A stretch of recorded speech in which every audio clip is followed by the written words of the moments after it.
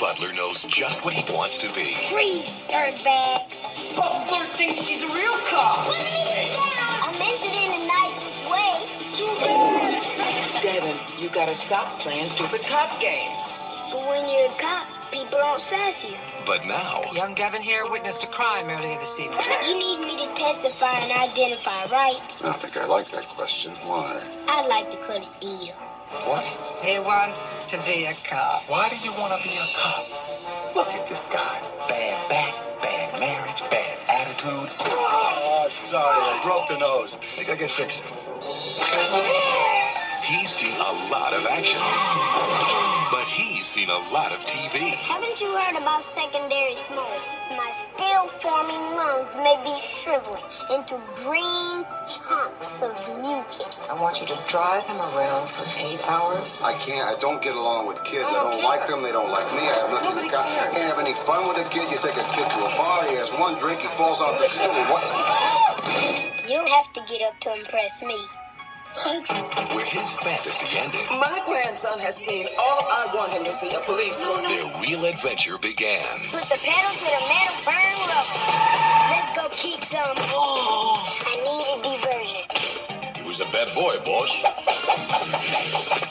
You called me pig? They're two cops learning to meet each other halfway. That was just like Miami Vice. Burt Reynolds. And introducing Norman Golden II, cop and a half. What are you? I'm your worst nightmare. An 8-year-old with a badge. So yeah, this is not a movie that's really all that memorable for the reasons that you would think it would be. It's memorable for being probably one of the worst comedies ever made, one of the worst movies of the year. The fact that it's directed by Henry Winkler, of all people. But, I mean, there was some promise to it. I mean, honestly, I'm looking at some of the information on the production history of this. They actually wanted Macaulay Culkin to be the leading kid in the movie, and he was going to star alongside Kurt Russell, which probably could have been interesting, but Culkin dropped out, then Kurt Russell dropped out, and so you got Burt Reynolds and Norman D. Golden, who had a phenomenal career, wink wink, but, yeah, I'm looking at his Wikipedia page right now. There's nothing of interest. There's nothing after this except for a TV movie. But he's apparently a rapper now who goes by the name of Enormous, which is not what his career ended up being. But, yeah, suffice it to say, this is not a very good movie. And it shocks me that this was a success. In fact, it shocked a lot of people that it was a success because apparently when it came out, the movie wasn't even supposed to make as much as it did. It made like $6 million on its opening weekend, which for 1993 standards, that's a pretty big deal because most of these movies didn't have these big $20 million, $30 million, even $100 million opening weekends back then. Like anything that had like a $20 or $30 million opening weekend was like a big summer blockbuster, and this was just there because it was the most popular, I guess the big thing at the time. Apparently Variety thought that the movie did successfully because the poster was reminiscent of Kindergarten Cop. Well, if that's the case, then so many other movies with similar posters compared to bigger successes should have been more successful. It's just, I don't know. I think this was just a success because there was nothing else out there for kids, and this was out there, so they just said, screw it, we're going to go see, the parents just said, screw it, we're going to go see this movie. But, yeah, Burt Reynolds, this is not doing him any favors. This is a movie that's just, it's just a mess on so many levels. I mean, I can't imagine any single person on this planet actually liking this movie. Not any kind of a masterpiece, but on the other hand, it's not dumb and it's not boring either. And a lot of the credit for that goes to little Norman D. Golden II, who is a natural actor, very bright and very funny. But credit must also be paid to Big Burt Reynolds, who takes what might have looked like a thankless role and plays it just right here, finding the balance between toughness and humor. This movie has the kind of chemistry between the grown-up world and a smart kid that I looked for and missed in Home Alone 2. It's amusing, it moves, and somewhat to my surprise, I liked it.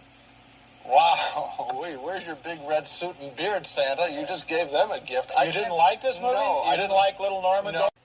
Oh yeah, that's right. Roger Ebert liked this movie. Well, okay, to be fair to Roger Ebert, even he said it's not a classic by any means, but I'm sorry, I'd rather watch Home Alone 2 again than watch Cop and a Half again. I mean, of course, this is one of Roger Ebert's most notorious positive reviews for something that's clearly terrible, which is interesting because in the same year, Gene Siskel did the same thing with Carnosaur, a movie he really liked and Roger Ebert really hated. And it was one of those running gags that they had over the last couple of years of their time on Siskel and Ebert, and it made for a lot of good funny moments, but which is honestly, if the funniest moments from this movie came from the Siskel and Ebert reviews, then you know this movie is not very good. It's just a mess on so many levels. It's like this movie makes Stop on My Mom Will Shoot look like Citizen Kane by comparison. It's that kind of a movie. It's just like, it's a mess on so many levels, and it's a huge downfall for Burt Reynolds. I mean, his career took a little bounce back after Evening Shade, which was on at the time, but yeah, this took him back down a huge peg, so. And that's pretty much all I got to say about this movie. This movie's pretty bad on so many levels, and it tells you something when Henry Winkler himself hasn't directed any movie since then. This movie literally killed his directing career, so that should probably tell you something right from the get-go. So that's Cop and a Half. So let's go ahead and move on to a much better family film that came out this weekend, Disney's The Adventures of Huck Finn. You're going to end up in the bad place with the devil himself.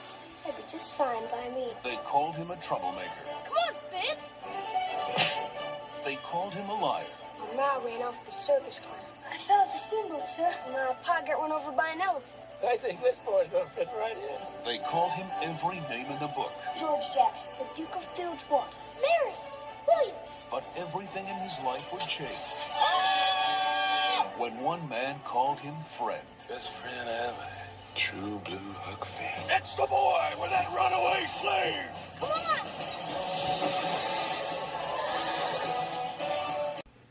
So in a way, this was kind of an interesting movie in particular because Disney had this, and then they did Tom and Huck just 2 years later, which was more focused on the comedic aspects of them, because in this movie, Tom Sawyer doesn't even show up in here. This is basically Huck Finn's story, where he's traveling with Jim, played by Courtney B. Vance. Huck Finn's played by Elijah Wood. And honestly, this is kind of an underrated movie. This is actually kind of an enjoyable film. Like, I like the performances by Woods and Vance. You have Jason Robards also in here, and Robbie Coltrane. A good cast overall. Ron Perlman, Dana Ivey, Mary Louise Wilson, Anne Hesh, James Gammon. Who else is in here? I haven't seen this movie in a while, so I can't really remember it. I remember this, but I do remember liking it. Renee O'Connor from Xena Warrior Princess. Laura Bell Bundy, who went on to become a big country music star. Danny Tamborelli from The Adventures of Pete and Pete. Curtis Armstrong. Francis Conroy from 6 Feet Under. They got a really good cast in here, and this is directed by Stephen Sommers, who also became better known for his work with The Mummy, and he'd actually do another Disney live-action film with them, The Jungle Book, which comes out the year after this. Not the Jon Favreau Jungle Book, the one that came out recently. I'm talking about the one from '94. We'll get to that one eventually, because that one has some interesting aspects to talk about. But yeah, this is a pretty solid movie overall. It's one that I don't think a lot of people really talk about because it kind of came and went, but it did have this kind of following that it eventually got a DVD release and eventually was seen on Disney+. It's overall a pretty solid film. Not a great film per se, but it's a movie that I think works pretty well for what it is. It could have been a whole lot more, but for what it is, it's perfectly fine, and it actually is a pretty fun adventure movie. I really recommend it if you can find it. Tom and Huck, on the other hand, we'll save that one when we get to 1995, because that one is not quite as good, but I don't even want to use the word good for it. But like I said, we'll get to that one eventually. But so that's The Adventures of Huck Finn. Now let's move on to the next movie, and that is Alicia Silverstone in her first film role, along with Carrie Elways in The Crush.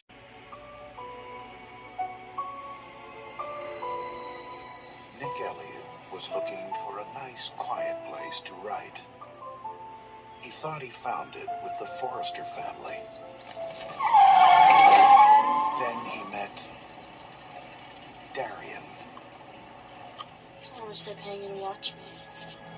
Just running your guest house. From the moment she met Nick, You don't know how hard it is for me to make friends. So everybody thinks I'm some kind of freak or something. I'll be your friend. she was crazy about him. Darian's a very special girl. Nicholas, darling. Oh, hi, Darian. It's my friend Amy. Hi. My landlord's kid, Mary. She's got a crush on you. What, are you saying I did something to provoke this? Well, did you? At first, he was flattered. If you were 10 years older. You'd what? You have to be the adult. You can't blur the line. Wait a minute. I really like you, Dad. I really like you, too. All right, I mean, as a friend. That's a big difference. Nick. Nick, pick up the phone. Nick! Mary! What are you doing? Making lemonade. Now, Want some?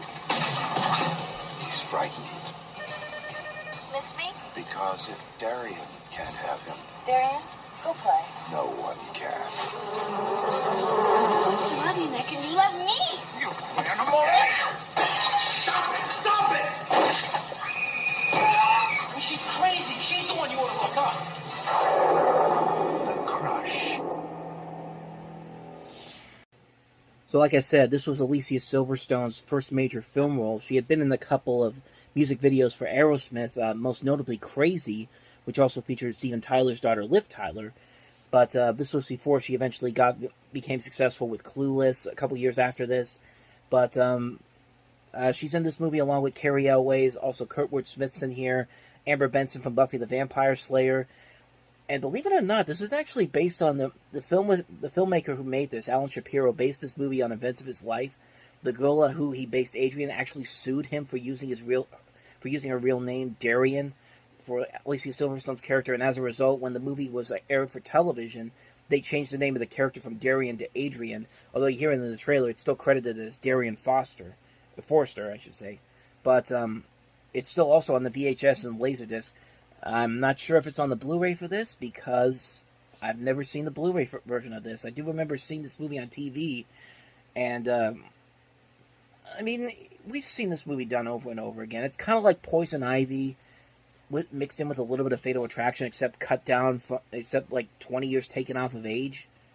15, 20 years. But, I mean, the movie did become a cult classic in some circles, and it actually did kind of influence other thrillers and suspense movies of the decade. Sort of. I mean, I don't know. I mean, I don't think a lot of movies really took from this, but maybe I'm completely wrong on that. Maybe there is something about this, but I've seen it, and it's actually kind of decent. Like, it's not a great movie, but I was expecting a whole lot worse, and Silverstone does show her acting abilities in this that would eventually lead to her success in Clueless. It's a decent film. It's not one I'd watch over and over again, but it is one that I was just kind of like, okay, I'm glad I kind of saw it, but it's not something I want to watch over and over again. It doesn't really have a lot of memorability to it, but there's a lot more funny moments in there than thrilling moments. That should tell you a whole lot there, but yeah, that's pretty much all I got to say about The Crush. Let's go ahead and move on to the last movie that we have here, and that is Danny DeVito in Jack the Bear.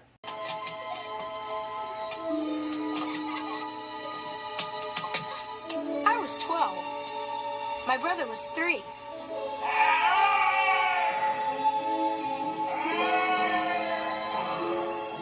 Dad was somewhere in between.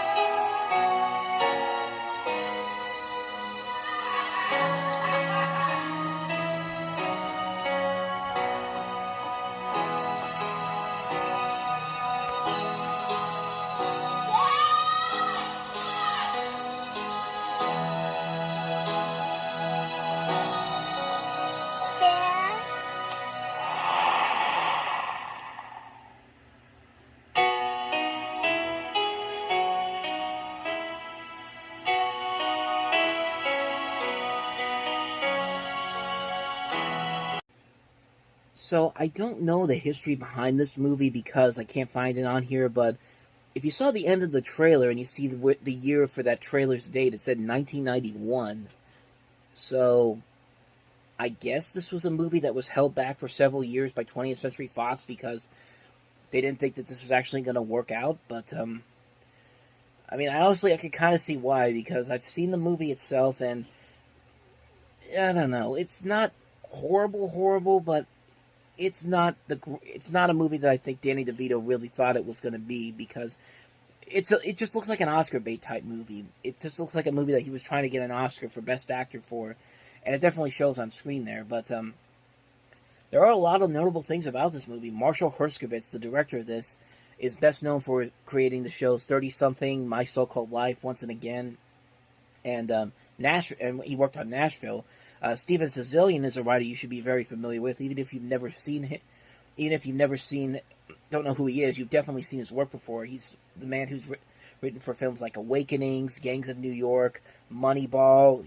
Recently, The Irishman, created The Night Of, a great HBO miniseries that was on TV about 5 years ago. And as far as this movie goes, it's just kind of mediocre. It's a movie that I think has more. It's trying a little too hard to really throw on the emotional moments. It's trying a little too hard story-wise. There's really nothing all that interesting or exciting about it in particular, but I mean, Danny DeVito's trying his best here. It's not like he's half-assing it. He's given a decent performance here, but I just don't think there was really a lot there that could make this really work as well as I think they wanted it to. You also have Gary Sinise in here. Julia Louis-Dreyfus is in this. So is Reese Witherspoon, another one of her early roles. It's a largely forgettable movie. It's a movie that I saw and it was just kind of like, I mean, it's there. That's probably the best way to describe it. It's there. It's nothing really all that exciting. It's nothing really all that engaging. It's a movie that's just kind of there. It's not one that's exciting. It's not that one that's intriguing. It's not one of the worst, but it's not one of the best either. It's a movie that just pretty much exists for what it is. So there you go. That's Jack the Bear.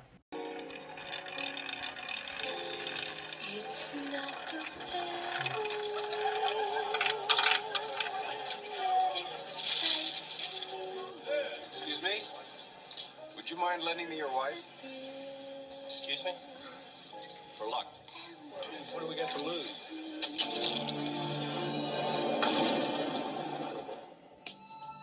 I got money, I got security, I have businesses, but you have something that I just don't have. Well, I guess there's limits to what money can buy. Not many. Some things aren't for sale, Such as? but you can't buy people.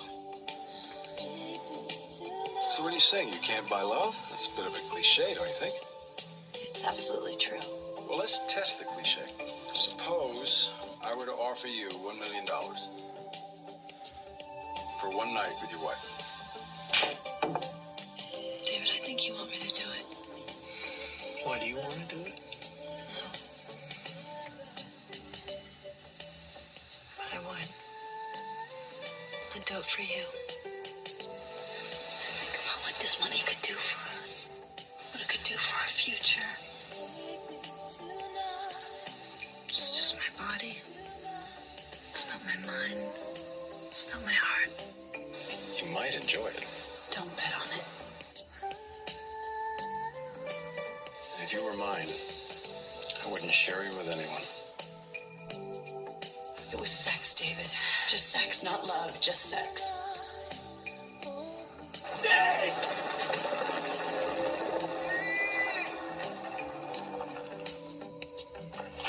Now, the evening would come and go, but the money could last a lifetime. Think of it. $1 million. For one night. So this comes from Adrian Lin, the director of Fatal Attraction and Jacob's Ladder. This is actually returned to a box office success for him after Jacob's Ladder was not a big hit, but I would still say Jacob's Ladder is a better movie than this particular film, but I do really like this movie a lot. I like the idea of it. This idea that this couple would be interested in this billionaire who basically gives them $1 million, who says, hey, I'll give you $1 million if you let me spend a night with your wife. And it sounds like a topic that you would never even think about, but honestly, the more and more I think about this movie, this is actually kind of a movie that feels like it's ahead of its time.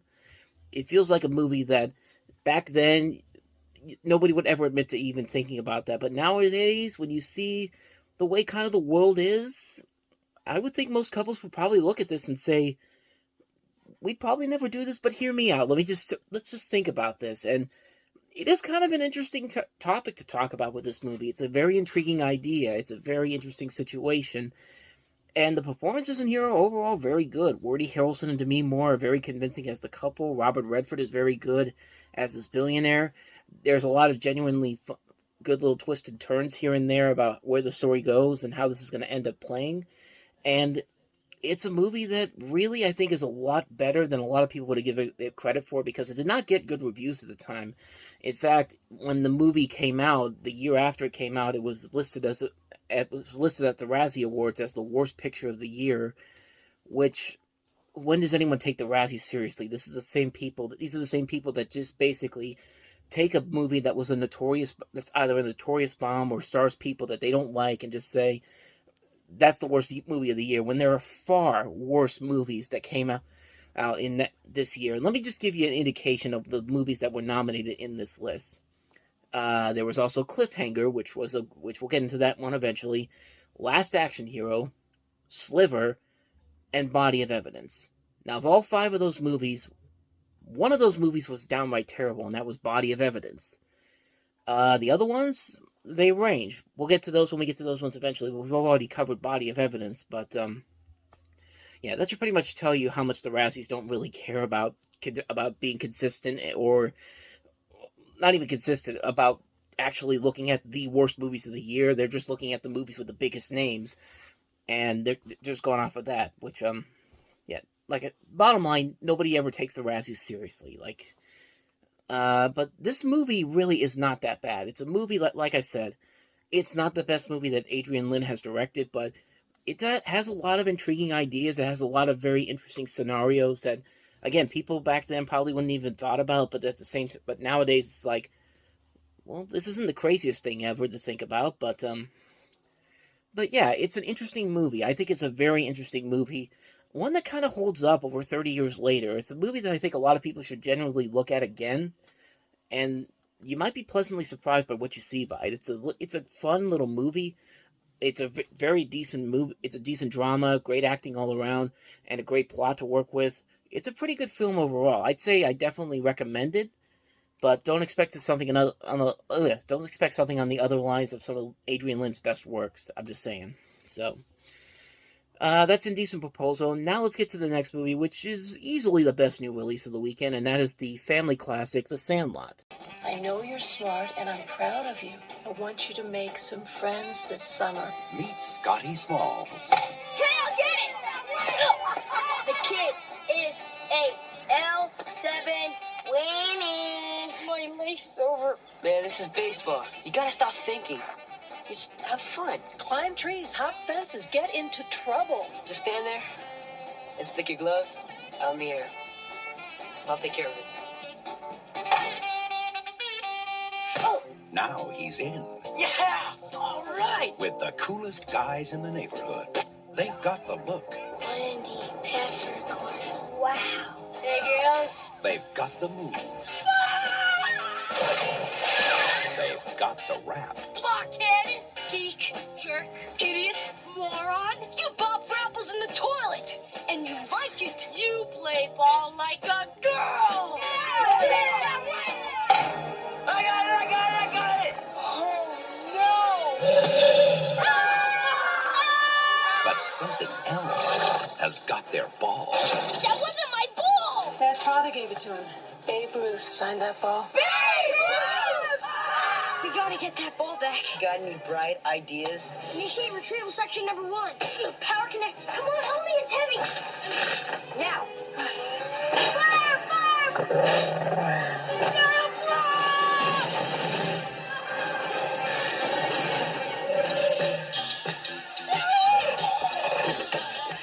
Mommy, look at doggy. Ooh, a big doggy. 20th Century Fox presents Hey guys, it's the Sandlot baby. You're the ones that making all that racket. A Lifetime of Adventure. Come on, Squid, you can do it. Go through, bud. Little pervert.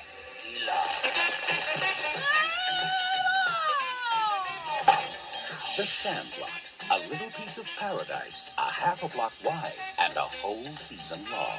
Scotty, have you made any friends yet? Oh, I'm sorry, Mom. interesting. This movie, I watched this movie a long time ago. I really didn't get too invested in it. I remember watching it as a little kid, and I was just kind of like, okay, that was kind of it wasn't anything special, at least to me at the time. I will say, though, as time has gone on and this movie has aged a lot more, I've really grown to love this movie a lot, and now I can definitely see what everybody's been talking about, and how this movie became a cult classic. Just so many memorable moments to it. These kid actors are pretty good. The comedy overall is very fun. It's just an enjoyable movie. It's a pleasantly fun movie with a lot of great ideas, a lot of great interesting concepts, really funny jokes, really quotable lines. I mean, a lot of great memorable moments of this film. The dog in this movie is great to watch.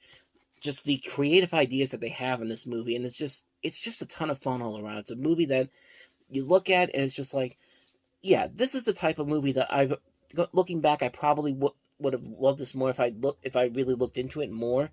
But as an adult, I can definitely see why this movie has had the lasting following that it's had. It's a terrific film, a great cast overall, a lot of fun all around, a lot of great visuals, a lot of great ideas. It's just an amazing movie. It's a movie that has held up well over the test of time. And honestly, Roger Ebert pretty much said it best. This is kind of like a summertime version of A Christmas Story, kind of. And really, it's kind of like that, because A Christmas Story is another one of those movies that didn't get the best following at the time, but it had a following that grew and grew over the years. And with this movie, you could definitely see that. I could definitely see this movie having that same kind of a following. And, yeah, it's just a ton of fun all around. If you haven't seen The Sandlot, you're really missing out on one of the best coming-of-age movies ever. Definitely check it out. You will not be disappointed by it. None at all. With that said, let's go ahead and move on to the next movie that we have here, and that is Chuck Norris in Sidekicks.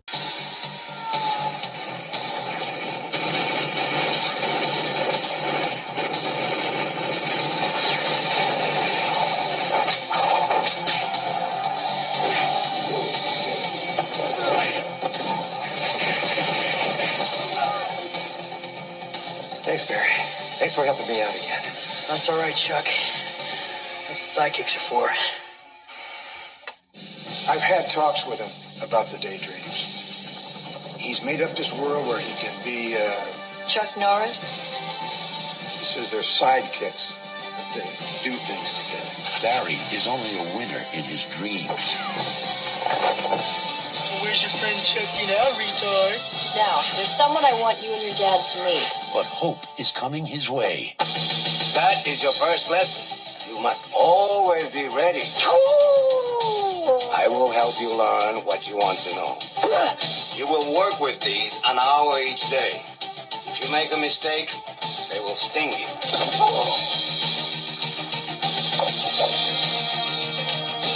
Wake up! Start climbing. Now he has the guts to try, to be worthy of his idol. Hey, Barry, don't listen to them. Listen to me. I'll race you to the top. I can't. Who the hell is he talking to? You can do it, Barry!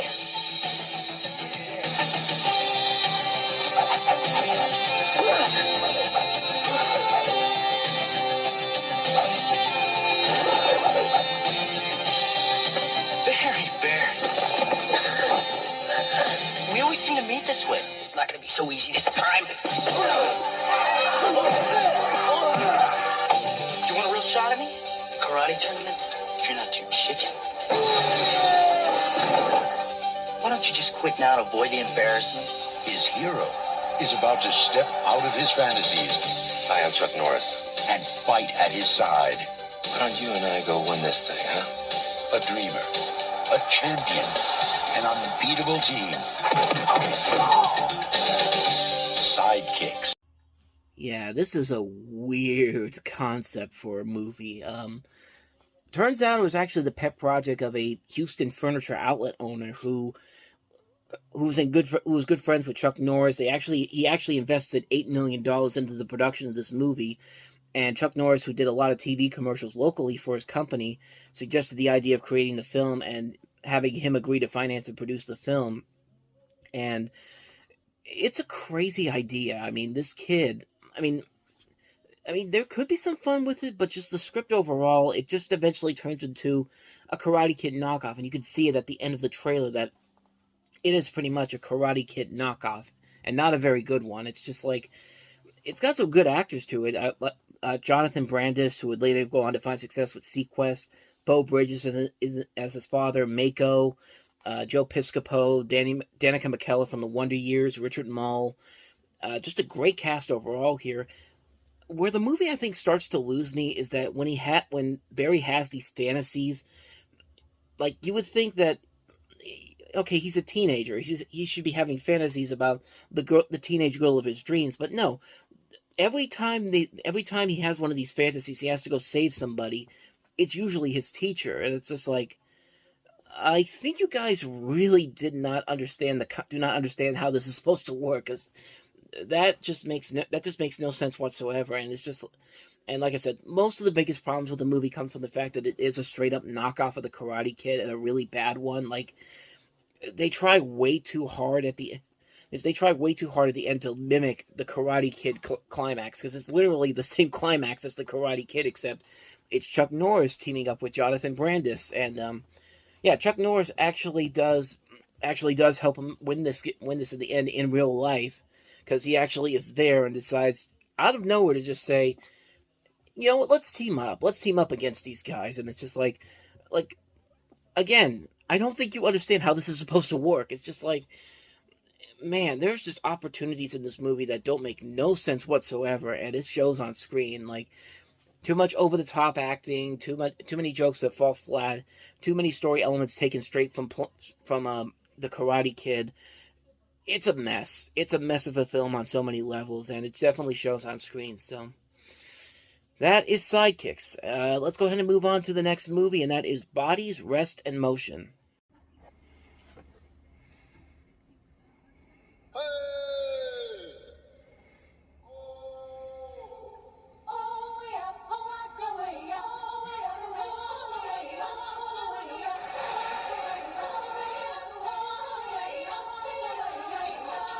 We're gonna move Butte, Montana. What did Beth say?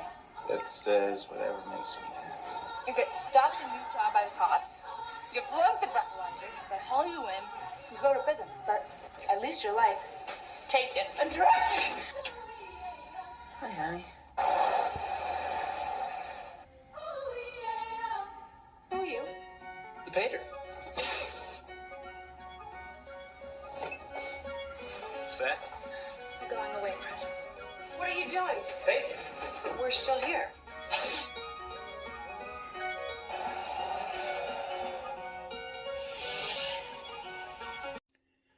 So this movie basically follows four friends who are interested in the relationships they have and changing their own lives, but along the way, their interests in life and each other start to change. You got Bridget Fonda, her father, Peter Fonda, in this movie. You also have Phoebe Cates, Tim Roth, Eric Stoltz, Alicia Witt. That's pretty much all I know about it, because I have not seen this movie. I can't really comment on it too much. This director, Michael Steinberg, has actually done some other works, notable works, and they range. Like, they're varying in different things. Like, you have There's Something About Mary. He was one of the producers on that. And then he goes on to do Wicked with Julia Stiles. Not the Wizard of Oz Wicked, but a thriller called Wicked. And then he does The Cave, which was the notorious 2005 thriller, and then Hell Ride. So you've got this guy who's done so many different movies, and I mean, I don't think this movie could be bad. I think it actually has a lot more good to it. But again, I can't really comment on it too much because I haven't really seen it. So it's something I have an interest in, but it's not something I'm going to rush out to see very quickly. So that's Bodies, Rest, and Motion. Now let's move on to the next movie that we have here, and that is This Boy's Life.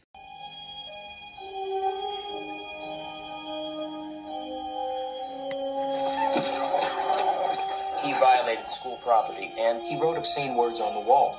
She thought he needed a father. This isn't working. And on top of it all, you've gone wild. I can't handle it anymore, and it scares me. He thought she needed a husband. Sure got crappy taste in boyfriends. Which is just about the time they met Dwight. Here I am, you lucky people. Dwight! People can call me anything they want as long as they don't call me late for supper.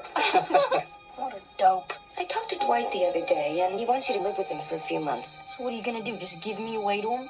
Well, if you two get along and if things work out, he and I might get married. You're in for a change, mister. You're in for a whole nother ball game. Think of it like an adventure. We're gonna make a man of you yet. Jackie! Jackie! Hate it here, you know that? You left the lid off the damn toothpaste again. It's not fair! This is my house, and I get to say about the toothpaste. How come you never take up for me, huh? Why the hell don't you ever help me straighten that damn boy out? I will not referee! Warner Brothers presents Academy Award winner Robert De Niro. He's crazy. I'm leaving. Oh, I'm so scared. I'm so scared. I'm so scared. Oh! Ellen Barkin. I could leave with you right now, couldn't I? Yes, you could. Oh, you're not leaving. You're not leaving. This Boy's Life. So this is a movie I never even heard of, even though it has a great cast to it. I mean, not only do you see Robert De Niro, Ellen Barkin, you also see Leonardo DiCaprio, one of his early film roles, but also Elijah Dushku's in this, Chris Cooper, Carla Gugino, Kathy Kenny, Tobey Maguire, one of his early film roles, Garrett Graham. Just a great cast overall, directed by Michael Caton Jones, best known for directing some movies that we've looked at already, Scandal, Memphis Belle, Doc Hollywood, and it has some pretty good reviews to it. It's a movie I've never even heard of until now, and I don't know why, because it definitely looks like something that could be very interesting. It definitely looks like it's something that's very good, but I've never even heard about it until I looked it up. So, like, obviously I haven't seen it, so I can't really comment on it too much, but some notable things about it: it's the first movie that DiCaprio and De Niro collaborated on, which would be the first of several ones, including Marvin's Room, the short film The Audition, and then they're going to be pairing up again for Killers of the Flower Moon. It's actually the first collaboration of Maguire and DiCaprio, who've worked on a couple films, Don's Plum, and more recently, The Great Gatsby. And, like I said, it could be something pretty good. It's not something I haven't seen. It's something I haven't seen, I should say. And it's not something I'm going to rush out to see quickly, but it could be good. So, that's This Boy's Life. Now let's go ahead and move on to the last movie of the week, and that is American Friends. In the tradition of Howard's End and Enchanted April comes a film that receives 3.5 stars from John Anderson. Charming and funny, a delight. And Bruce Williamson calls it a fine vintage romance. Michael Palin stars in a remarkable story taken from the pages of his own great-grandfather's diary. Francis Ashby, an Oxford University professor, set out to explore the Swiss Alps. The area is a well-known haunt of the chamois. It shelters amongst the rocks during the heat of the day. But discovered life instead. What a pity we didn't bring our water towers. Did I disturb you, sir? I was merely enjoying the view. In Switzerland, all that time. Whatever did you find to do? I went to Switzerland. I came back.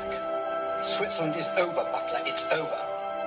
And then life discovered him. I am told that there were ladies on college premises in the middle of the morning. Yes, they were guests of mine, President. I pleaded we were Americans. How old's the girl? But that seemed to make matters worse. She's a pretty thing. Good evening, Mr. Ashby. Seen at 2 o'clock in the morning in the high street in the company of a young lady. The college likes to know where its fellows are. If they start missing their suppers, they could be getting up to all sorts of mischief. Mr. Ashby. You must give me a solemn undertaking never to see these American friends of yours again. So as the trailer indicates, this is based off of stories from Michael Palin's great-grandfather, Edward Palin. The movie's based off a real-life incident that happened. And it's pretty much, what the trailer indicates. I haven't seen the movie, so I can't really comment on it too much. You see Alfred Molina in there. You see Trini Alvarado, who would later become known for starring in Little Women, The Frighteners. Who else is in here? Anybody else that I would know right off the bat? No one that I would know right off the bat. But Michael Palin can be a pretty good, decent actor outside of his comedic roles with Monty Python. He's proven to be a really good dramatic actor.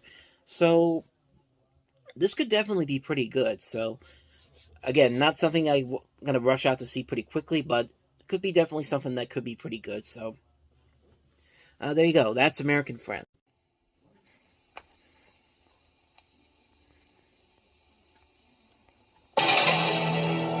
They're killing cops. They're hitting the mob.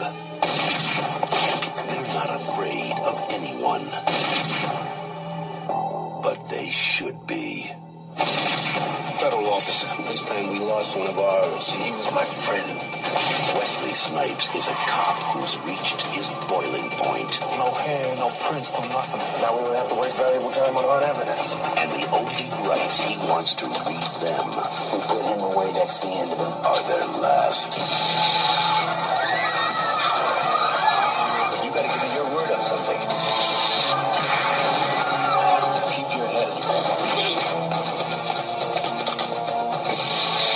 Nothing crazy, it's got to be by the book. I gave my word on something else.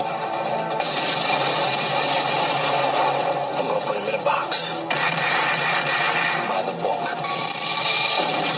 Wesley Snipes, Dennis Hopper, boiling point. And that is that.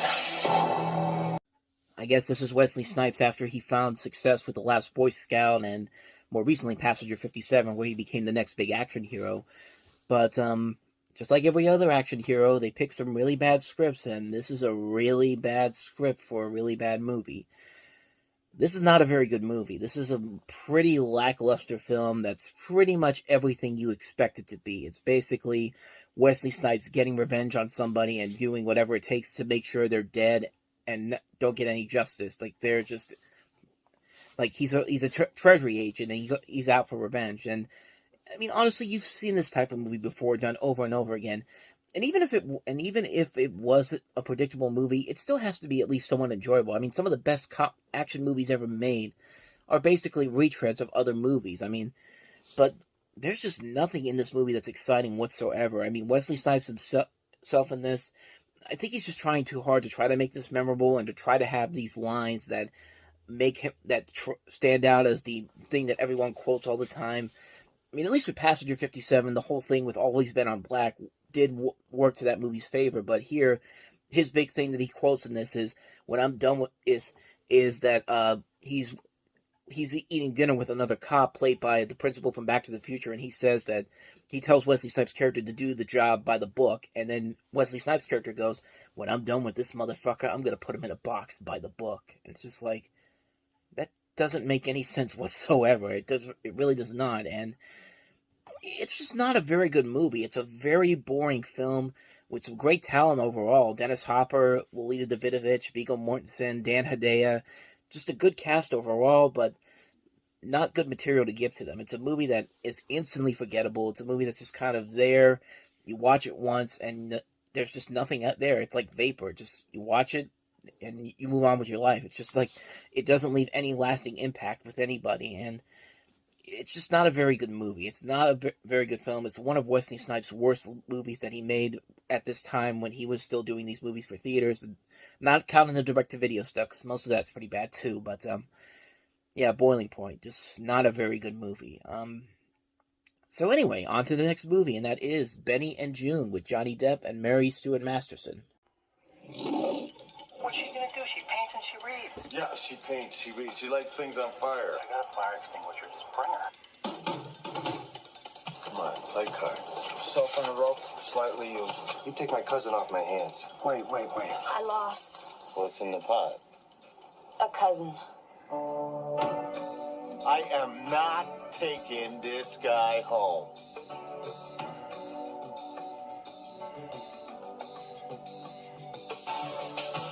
Did you see those raisins on TV? The ones that sing and dance and stuff. They scare me. Yeah, me too. I get so Knock it off. I'm her brother, and I'm her only family.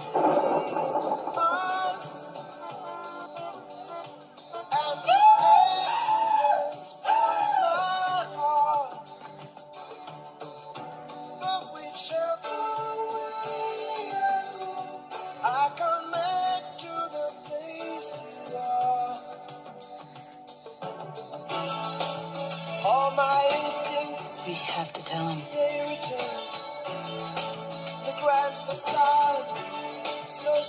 From the director of National Lampoon's Christmas Vacation, Jeremiah Chechik. This also stars Aidan Quinn, a young Julianne Moore, and a young Oliver Platt. And you basically have two very eccentric individuals.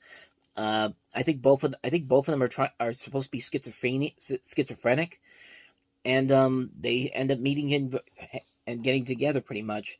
It's a different kind of romantic comedy that you would expect, and surprisingly, it's actually kind of enjoyable. I was not expecting this to be as good because I've heard some mixed things about it.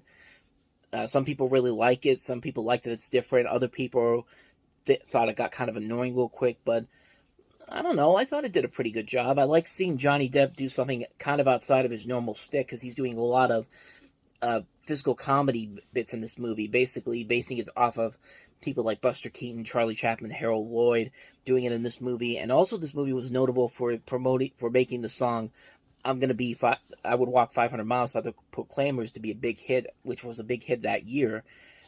And it's not a bad movie, honestly. It's a movie that actually is kind of enjoyable just because of the chemistry by Depp and Masterson, and the fact that it is such a weird mix, a weird tone for a comedy like this, to have these two very different people with these mental issues and the way they work off each other. And it's a very nicely done film. It's a nicely done film, has a lot of good moments, some pretty good funny moments overall.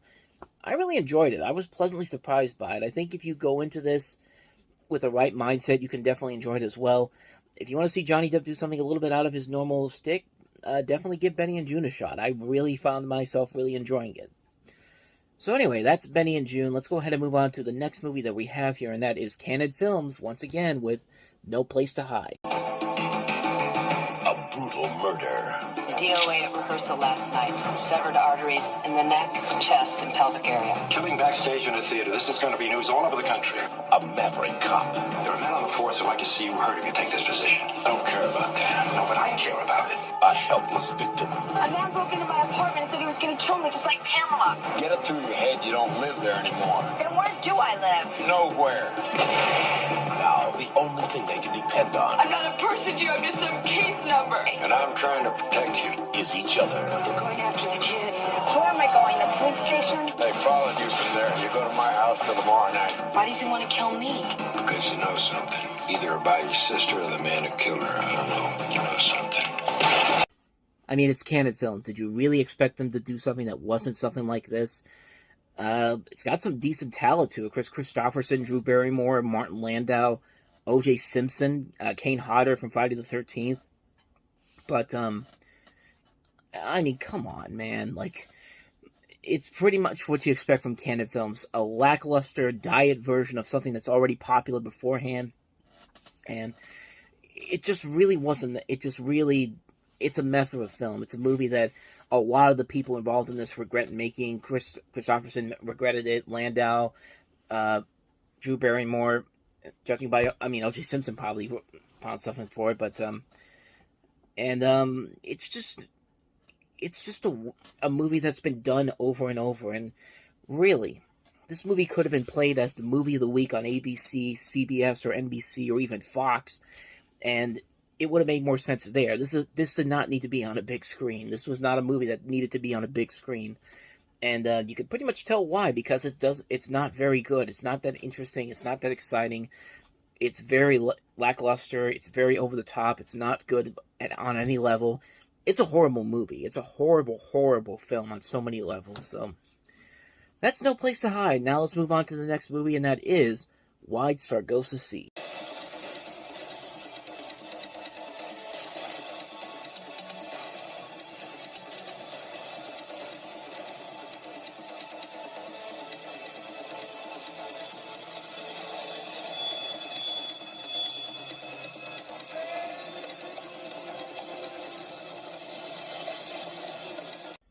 So if you don't know what this movie is, this is an adaptation of the novel of the same name by John Reese, which is basically following the account of the West Indian Creole heiress hero called Antoinette Causeway, played by Karina Lombard, who marries the Englishman Mr. Rochester, played by Nathaniel Parker. This is taken from Jane Eyre, and it becomes his Mad Woman in the Attic, featured in the novel Jane Eyre by Charlotte Bronte. And I'm reading it off of here, but unlike the other movies, this is one I've actually seen before. And I've seen it one time playing late at night on Cinemax when I was like 14 years old. I was wondering, I was flipping channels and then I see this movie and I'm just like, what is this movie? I've never even heard of it, but I will say this though, it is a very erotic movie. It's a movie that's well worthy of the NC-17 rating, and the NC-17 rating was back then was not seen with a whole lot of praise. It was usually meant for more adult movies, but a lot of studios backed off because they didn't know how to market a movie like this to people. Of course, Henry and June was one of the first examples to do that, but this is probably one of the better ones because I really found myself enjoying this movie just for the acting alone. Karina Lombard, Nathaniel Parker, they're working off each other very well. It's got a great cast that includes Rachel Ward, Michael York, a young Naomi Watts is in this. And it's directed by John Dugan, who we've already talked about one of his other movies, Flirting, which came out the year before, a year or two ago. And but this is one I have seen, and like I said, it's a pretty solid movie. It's a movie that I think does a pretty good job of adapting this book to the big screen. Since I've actually read little bits of the book after I saw the film, and it's actually kind of a good movie. I watched it again recently, and it does still hold up. It's not just a movie that's an exploitive movie for sex and all that. It's actually telling a deep story, a well done story overall, with these erotic elements to it. And the sex doesn't really stand out more than the actual story. The actual story is more interesting than the sex that's going on screen. And it's a very good movie. It's a solidly made film. I'd say definitely give it a shot if you want to see a very underrated film. White Sargasso Sea definitely is that. So that's White Sargasso Sea. Let's go ahead and move on to the last movie, and that is The Story of Kwai-Ju.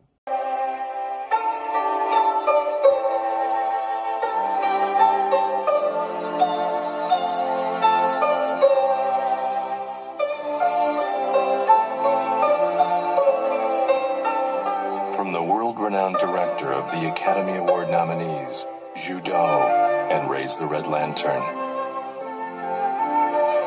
The Story of Kwai-Ju.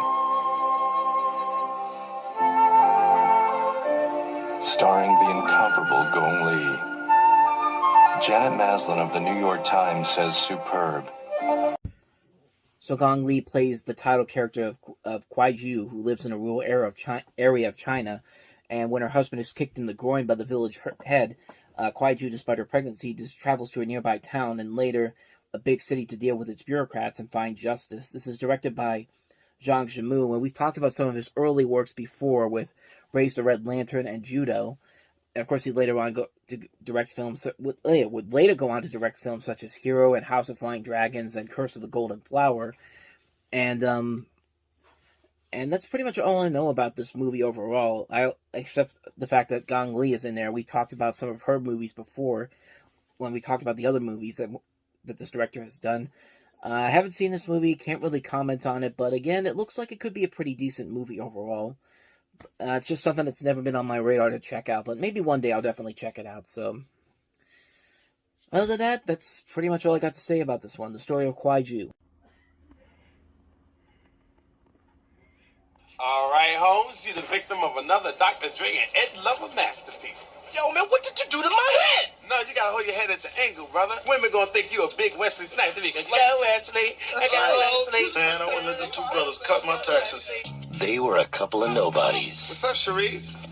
What the hell you doing telling people I'm sleeping with you? Who couldn't cut it anywhere. Is anything ever gonna happen to us? Someday, my brother. The police force is Iron Brothers. Nick, Ain't trying to be the man. Trey, you trying to be the man? I am not trying to be the man. Give me one reason. Rodney King! But Harlem needs heroes. I want us to sign to the case so we can catch the guy ourselves. No matter who they are. That's up there, staff. Being a police officer is about one thing. Who knows what that is? Harassing black people. Who's the man? Who's the man?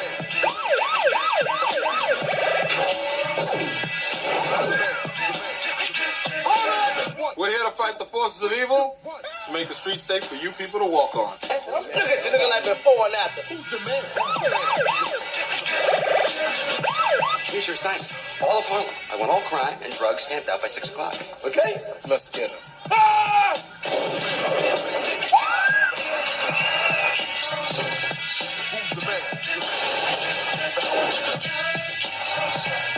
This day is not going well at all.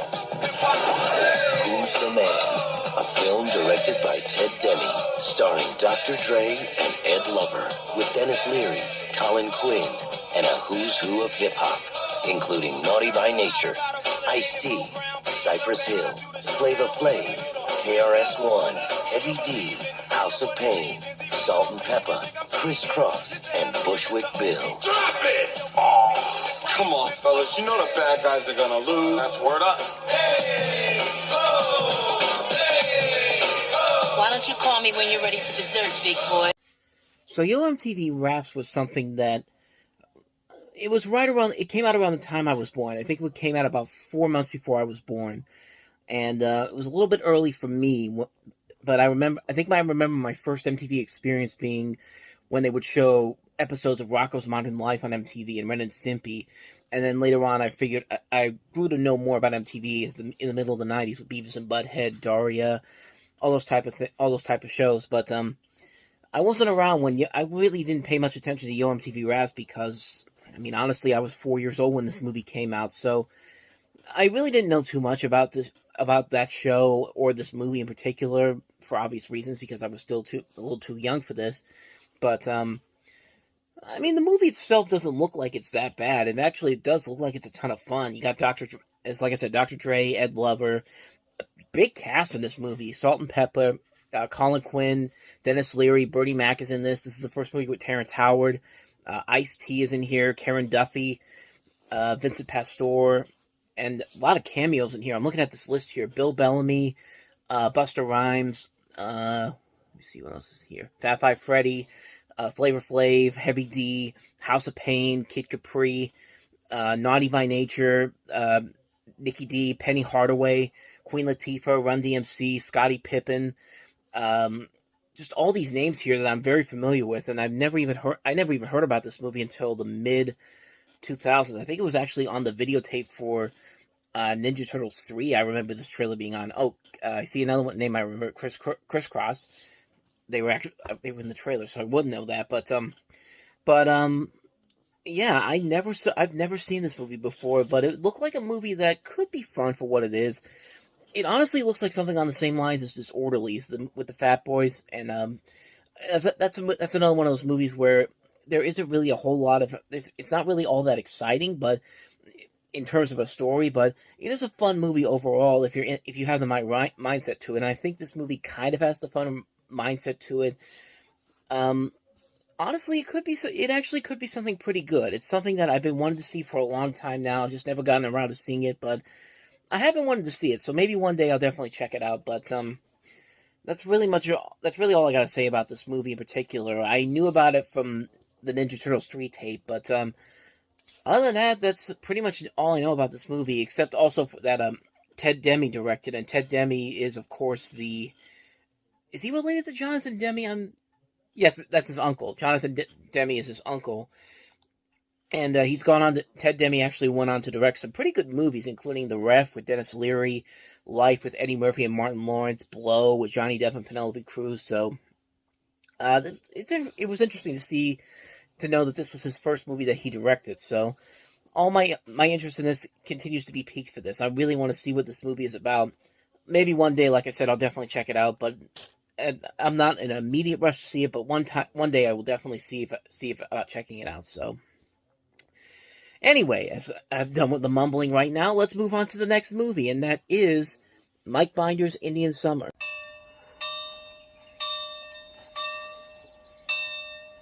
Okay, Lo, we got it. I invite 30 people from the golden age of this camp, but what do I get? I get you guys. It's a sad state of affairs. Is it me? I don't remember smelling this much like urine. It always smelled like urine. That's how you could find the place when you came up the hill in the dark. You know, Gwen and I run 3 miles every morning as a warm-up before we work out. Right, baby? Right. We really ought to spend the rest of this week coming up with an elaborate way to kill those two.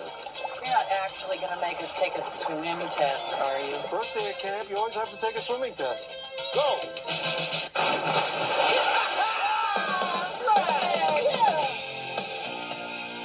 You rich? Not even close. Too bad. You've gotten kind of sexy. Very, very good. He's a moron. No wonder you're so attracted to him. Hope I didn't offend any of you. No. Touchstone Pictures presents the story of 8 friends returning to the best summer of their lives. Being up here is just making me so emotional, you know? Somebody really needs to just smack me one.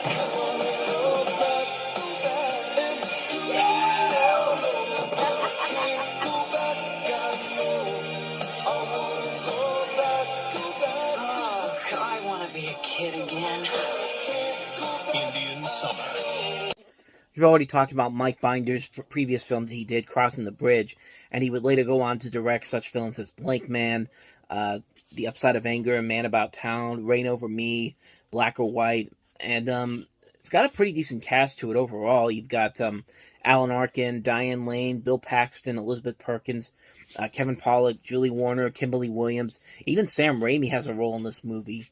Like I said, I haven't seen it before. I can't really comment on it too much, but it honestly doesn't look too bad of a movie. It's a movie I'd probably check out one day just because of the cast alone, but I haven't heard too many good things about it, but the cast alone makes me curious about what kind of a movie it is, so one day I'll definitely check it out again, but, or I should say definitely check it out, because like I said, I haven't seen it before, but, yeah, that's Indian Summer, so let's move on to the next movie, and that is Timothy Hutton in The Dark Half.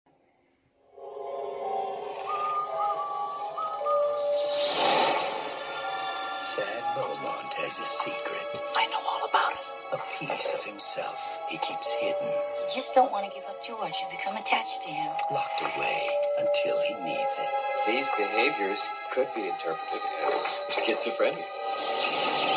Away from the light, safe in the shadows. I wrote those words, and I have no recollection of doing it. But sometimes secrets take on a life of their own. Thad Beaumont thought he didn't need George Stark anymore. The American way of death. That's it. He served his purpose. Time to lay him to rest. But George is not about to go quietly. You really don't realize what you're like when you write those books, do you? It's like watching Jekyll turn into Hyde. We're here to question you in connection with a capital crime. Evidence says you did. George Stark has somehow come to life. Hello, George. I've come close to believing ghost stories. You're talking about a man who never was. He wants to take over your life. Can't you see that? Based upon a book by Stephen King, comes George A. Romero's masterful vision of a nightmare come true. Are you ready? Just waiting on you. The Dark Half. So as you can probably tell, this is another one of those Orion Pictures movies that were made back in the early part of the 90s, but didn't get released because Orion Pictures was going through bankruptcy, and so it took them a long time to take this off of the shelf, and it eventually saw its release, and it was largely forgotten at the box office, but reviews for it aren't that bad. Most of the people that talk about the positives about this movie are talking about the performance of Timothy Hutton, who gives this really good, it looks like he gives this really good, crazy psychotic performance, I should say. And it's probably going to be the best thing about this particular movie, is the fact that Hutton is really doing something that's kind of outside of his type of a performance. And it definitely looks like a ton of fun. It looks like a really ridiculous movie, but also kind of a chilling movie. Like I said, I think the reason that this movie has somewhat of a legacy to it is because of Hutton's off performance from what he usually does. And yeah, it could definitely be something pretty good. But yeah, and George Romero directed this movie. It's actually the third film he made with a major film studio behind it. Of course, Creepshow by Warner Brothers, and then Monkey Shines, which I think was MGM. No, it was also Orion Pictures. But yeah, and you know, George Romero usually liked to work with a low budget without a major studio behind him, and this movie in particular, he was facing a lot of problems behind the scenes, so you can kind of tell why he didn't do a whole lot of studio type pictures. But most of his work obviously has been pretty good. So, but yeah, that's pretty much all I got to say about this one because I haven't seen it, but definitely looks like it could be pretty good. So maybe one day I'll definitely check out The Dark Half. So with that said, let's move on to the last movie of the week, and that is Map of the Human Heart. Experience the excitement, the betrayal, and the sexual intrigue in Map of the Human Heart, a mesmerizing romantic epic. I fell in love with a beautiful girl. I found out she was two-timing me. The first really great film of the year, rave Siskel and Ebert. 2 thumbs up, way up, for Map of the Human Heart. Don't miss this startling epic of seduction. Rated R. Now playing at a theater near you. So this is directed by Vincent Ward, who would later become more known for his work on What Dreams May Come, which is a movie that's heavily polarizing, but I don't know. I thought it was all right. We'll delve into more of that when we get to that movie's release, but this movie was actually made by Ward when he was originally going to do the script for Alien, when he was planning to direct the script for Alien 3. That never happened, but so it led him to this, and sounds like it was the right move because this movie has a huge critical following, a good critical following, and it looks pretty good too. You've got Patrick Bergin, you've got Anne Perot from Innocent Blood and La Femme Nikita. John Cusack is also in this movie in one of his early film roles. Jason Scott Lee is in here. Ben Mendelsohn, a good cast overall, and it looks pretty good. It does look like a pretty good movie. Yeah, like I said, nothing really more I can add to it because I haven't seen it, but it definitely looks pretty good. So one day I might check it out. But there you go. That's Map of the Human Heart. Picture this. You're lying on a deserted beach. Sun feels good. Now reach over to that drink beside you and take out an ice cube. Take the ice and run it down your neck. Listen, honey, go grab another ice cube, okay? Joe loves his job. So what, you dumping me? I need to figure a few things out. Where are you gonna go? I have to go. No, Ellen, wait! I'm not gonna do this. I can't imagine my life without her. Connie hires Joe. I'm Joe Casella. Are you good with women? Are you good with your job? I know women. You get Ellen back for me. Excuse me? You can break her heart and send her running back to me. Is that you? Yeah, why? Because it looks a little like Axl Rose. Joe, you're so sweet. Joe goes to work. So did you find her? Right on the schedule. I don't know anything about you. You cook like a chef. You look like a movie star or something. I'm a male escort and somebody hired me to show you a good time. She ate it up. Things get complicated. I just want to tell you, I think you got a lot of style. You make my heart stop. The two of you are like friends now or something? I know what I'm doing. Stay with me. Spent the night with her, Connie. How dare you? I can't do this anymore. I trusted you. Who are you? Tell her the truth. William Baldwin, Kelly Lynch, Sherilyn Fenn, 3 of Hearts, directed by Yuri Borgovich. So let me see if I get this straight. A lesbian hires her best friend to basically try to get her girlfriend back by falling in love with him.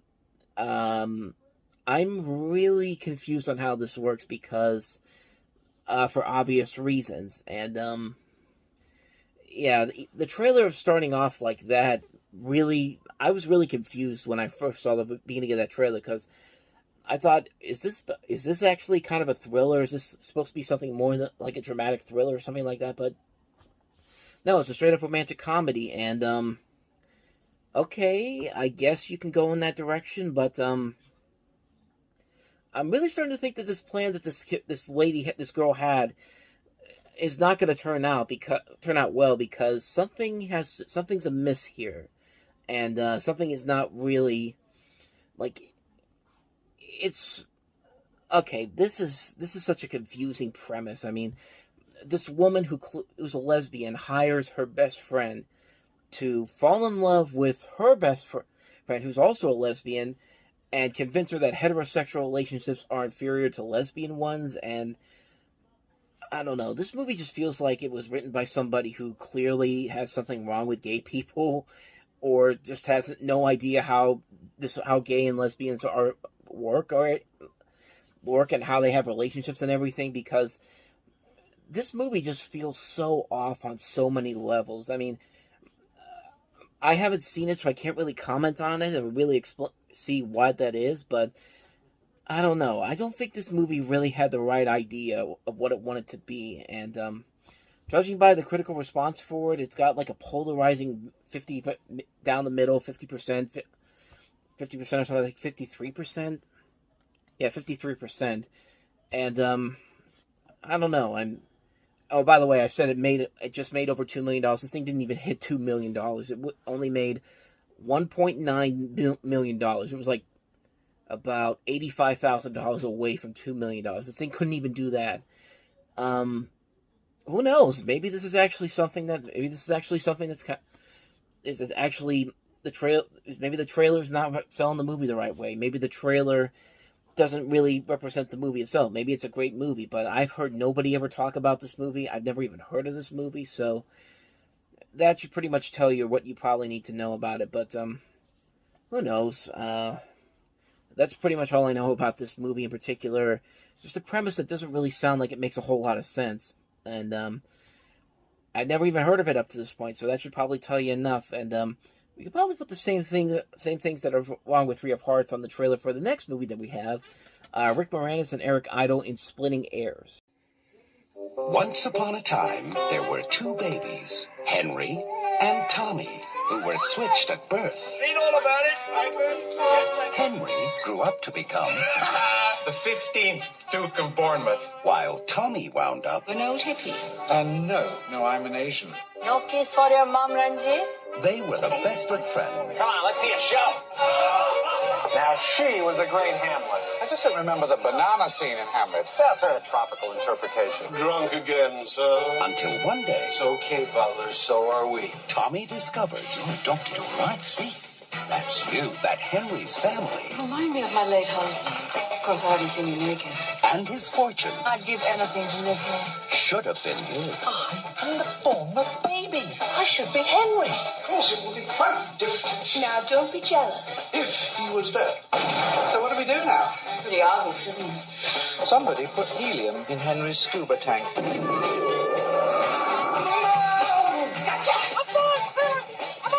Somebody tampered with the pool suite. Accidents happen, don't they? People falling out of windows.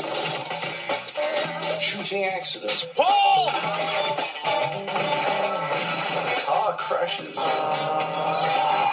Somebody is trying to kill Henry. Don't be ridiculous. Oh, get me out of this moose. Accidents.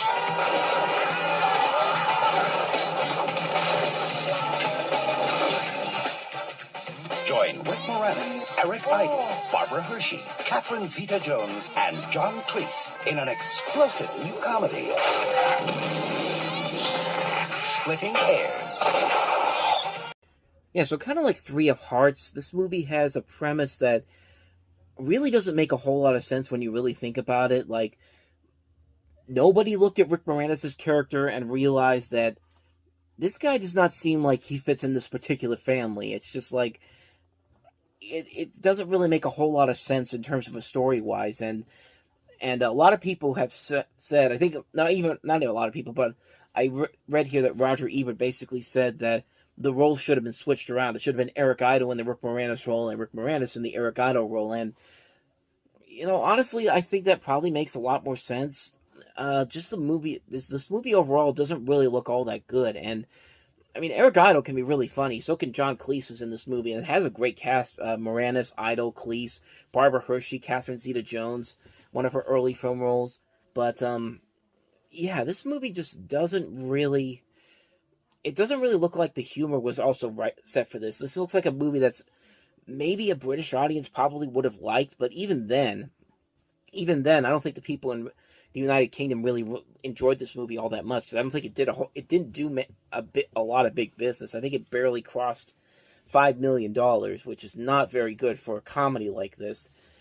And what's interesting is that this director, Robert Young, actually did another movie with Eric Idle and John Cleese, which was a much better movie, in Fierce Creatures, which was kind of the sequel to A Fish Called Wanda. It had a lot of the same people on board in that one.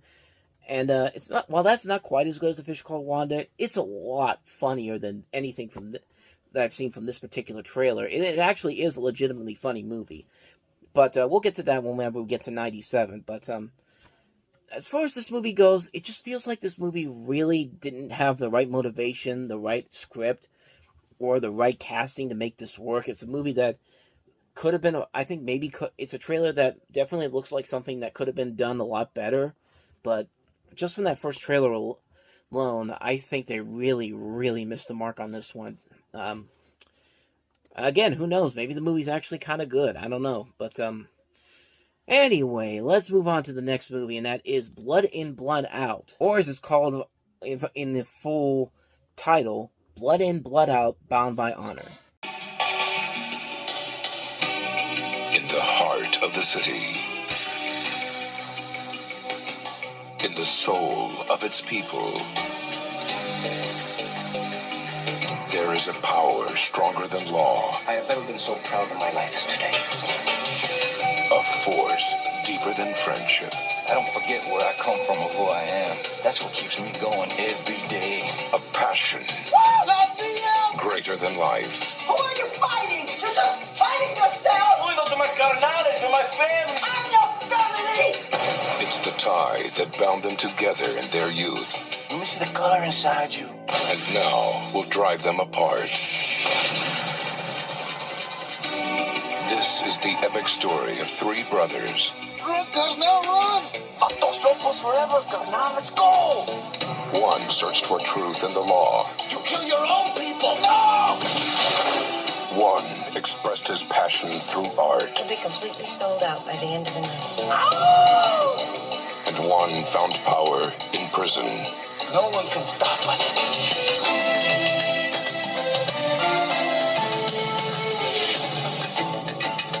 You used me. What about all the times you used me? From the director of An Officer and a Gentleman and the producer of La Bamba.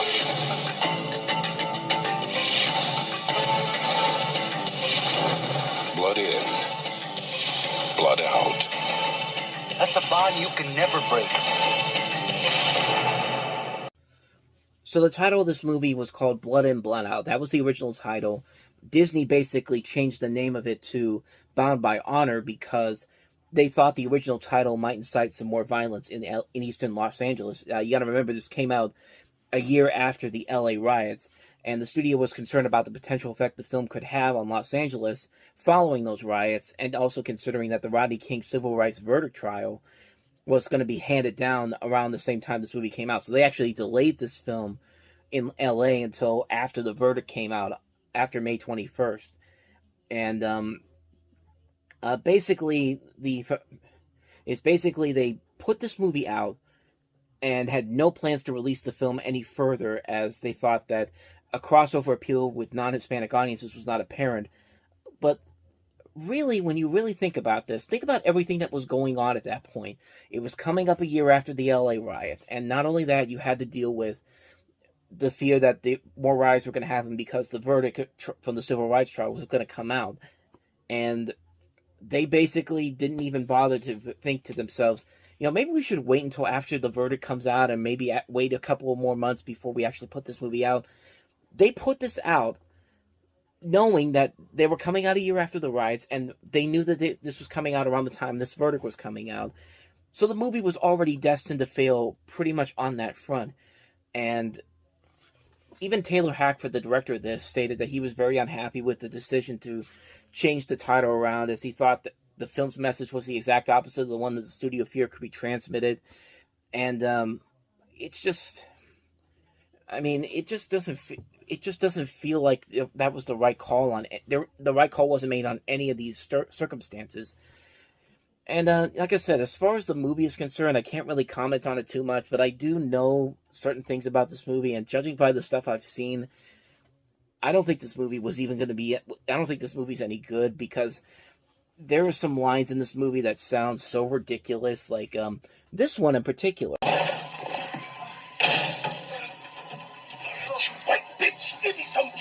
I'm sorry, man. I can't take that line seriously at all. Like, I know it's supposed to be taken in a serious setting, but you have somebody saying, "White bitch, give me some chon chon," and you can't help but laugh at how silly and ridiculous that is. It's just like, it sounds so ridiculous coming out of his mouth like that, and the way he looks at this guy during that scene that I've seen online before, it's just like, come on, man, this was meant to be taken that seriously. But I mean, hey, to the movie's credit, it has become a cult classic. It has had that cult following among the Mexican American community since its release, and there's an audience for it. And clearly, maybe I'm not seeing something here that they're seeing. Like I said, I haven't seen the movie, so I can't really comment on it too much. But I don't know. I mean, it could be something interesting. It could actually be something kind of intriguing, but I haven't heard any real strong critical praise or even praise from other people about this movie in particular, so I can't really go off on it until I actually see the movie, which I will do at some point. I am kind of curious to see what this movie is like, so one day I'll definitely check it out, but I'm not planning on seeing it anytime soon. But that's just my initial thoughts on Blood In, Blood Out, or Bound for Honor. I guess they used both titles later on down the road, but so that's that movie. Let's go ahead and move on to the next movie that we have here, and that is The Night We Never Met. You need to have a little fun in your life. You want to know what I'd like right now? I'd like to meet a girl from Norway. Pardon me. Do you know if I am Greenwich Village? All right, now. New York, the city that has it all. Where you can find anything. Half a pound of San Andre. Triple drink. Heart attack cheese. Except an affordable apartment. It's probably gone. It's not gone, it's a catch. There's always a catch. Now, these three strangers have come up with a perfect solution. An unequal three-way time-sharing partnership. Solved. For 2 nights a week, each gets the place. It could be like my own, what do you call it in the city? Pied-à-terre. So I'll take Monday and Saturday in case you get lucky. You're welcome to me. Thank you, God. Coming this fall to NBC. I mean, doesn't this movie seem like something that you would see on NBC? It'd be like something that airs after Friends or after Seinfeld as the next must-see TV hit. I mean, the premise sounds like a script for a TV series. Like, you have these three people, two guys and a girl. They get the same apartment. They have to share it through. They agree to get 2 days each a week, and you could just see the misadventures that would happen in between all three of these characters. And I don't know. I just never thought this was. I just didn't get the sense that this was meant to be an actual movie. Like, this was probably something that was intended to be a TV series or something like that. And they got it blown up for the big screen. But interestingly enough, this director Warren Leight, you may be familiar with because he actually is best known more for his work on Law and Order. He's one of the showrunners on Special Victims Unit, as well as In Treatment. He also worked on the very underrated FX series Lights Out, and also did Criminal Intent. So this is a well-known director. It's got a pretty good cast too. Matthew Broderick, Annabella Sciorra, Jean Triplehorn, Justine Bateman, Christine Baranski, Doris Roberts, Greg German, Louise Lasser, Billy Campbell, Louis Black, Naomi Campbell, Biddy Schramm from Monk, Catherine Lloyd Burns from Malcolm in the Middle, Michael Imperioli, Gary Shandling's in this movie. So it's got a really strong cast, so who knows? It could actually be something pretty interesting, but I don't know. That trailer didn't really sell it for me. I don't know if it's just another one of those bad trailers for a good movie, but that cast alone and that director alone's got my interest peaked, so maybe one day I'll definitely check that one out as well. So that's The Night We Never Met. Now let's move on to the last movie, probably the weirdest title of all the movies that we have this week, and that is The Pickle. Director Harry Stone always wanted to make the great American movie. Action! Instead, he made The Pickle. The Pickle. The Pickle. Columbia Pictures presents Rob Gorgeouslow and Molly Ringwald flying to the moon on a pickle. Danny Aiello A flying pickle? Whoosh. in a Paul Mazursky film. Pickle juice! The Pickle, rated R. So Danny Aiello plays a film director who used to be a very powerful film director whose recent string of flops has forced him to make a commercial piece that is artistically uninspired. The absurdity of the film within the film satirizes big-budget Hollywood pictures, with the rest of the story serving as a character study of fictitious film director Harry Stone, which is who Aiello plays. And considering that this is directed by Paul Mazursky, who used to be a pretty prominent director with stuff like Moscow on the Hudson, Down and Out Beverly Hills, Enemies of Love Story, An Unmarried Woman, and he was kind of in the middle of that stretch of really bad movies. Kind of interesting that he makes this movie, but the movie was not a success, and he's never directed another film based off of his screenplay again after this one. The ideas look like they're here in this trailer, but considering I've never heard of this movie, chances are the movie is probably not any good, despite the cast that it has. I don't know. It could be something. It could be interesting, but I don't know. I don't think it's anything worth it. Mostly because I've never even heard of it until right now, and that's usually not a very good sign. So yeah, that's the pickle for you.